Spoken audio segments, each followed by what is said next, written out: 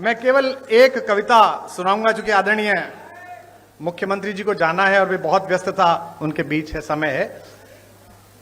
अटल जी जैसे लोग किसी देश में शताब्दी में एक होते हैं। जैसा राजनाथ जी ने कहा, आदरणीय रक्षा मंत्री जी ने, कि पद बड़ा हो जाना महत्वपूर्ण नहीं है, कद बड़ा हो जाना महत्वपूर्ण है।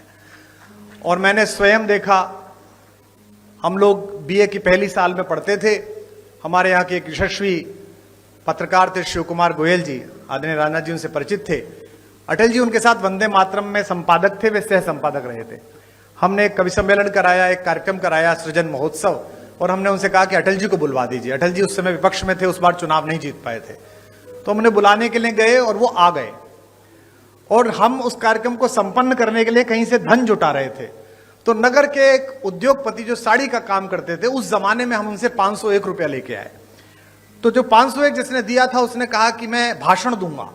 ये बड़ा संकट का काम था, लेकिन अब वो 501 दे रहा था तो भाषण दिलाना था। तो वो अटल जी का प्रशंसक था। वो खड़ा हुआ और उसने कहा, मैंने कहा तुम ज्यादा मत बोलना अंकल जी, थोड़ी देर बोलना। बोले बस मैं 2 लाइन पढ़ूंगा। और उसने खड़े होकर कहा कि आज अटल जी आए हैं, बस मैं ये 2 पंक्ति पढ़ना चाहता हूं कि शहीदों की चिताओं पर लगेंगे हर बरस मेले। वो अटल जी के लिए कह रहा। अटल जी बहुत ठहाका मार के हंसे, लेकिन उस आदमी के संकोच को, जो पूरा मंच से घूर रहा था, उसने ठहाके से दूर किया। और जब भी मैं उनसे मिलने के लिए जाता था, दर्शन के लिए मिलने जाता था, प्रणाम करते थे, उन्हें बाप जी कहते थे, तो अक्सर पूछते थे, अरे भाई उनके क्या हाल है जिन्होंने मुझे जीवित शहीद बनाया था, वे कैसे हैं?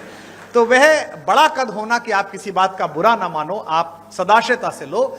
लखनऊ वालों, आपका सौभाग्य है, आपके संसदीय क्षेत्र का सौभाग्य है कि यहां से अटल बिहारी वाजपेयी जैसे कीर्ति पुरुष ने संसद में शोभा बढ़ाई।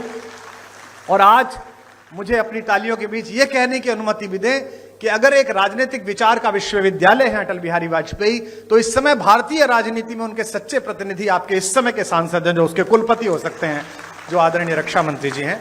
मैं एक कविता सुनाकर अपना स्थान लूंगा। आप बहुत दूर से आए हैं, मैं क्या करूं, घर जाऊं तुम्हारे? हाँ? मतलब हद हो गई, ऐसा ही बुलाने वाला ऐसे ही आने वाले। इतने बड़े बड़े भाषण सुनता हूं। आज बजट का भाषण में सुनना था मुख्यमंत्री जी का, बजट में ये हुआ, बजट में ये हुआ। मैं पूरा भाषण इस चक्कर में ही सुन गया कि इस बार बजट में हमने ब्रजेश पाठक को पैसे दिए कि कुमार विश्वास को दिया करो। लाइनें नहीं आई वो वाली, बाकी सब आई, एक लाइन नहीं आई। उसके बाद मैंने बंद कर दिया, मैंने कहा अब खत्म है, अब चलो, अब जब मिलना ही नहीं है।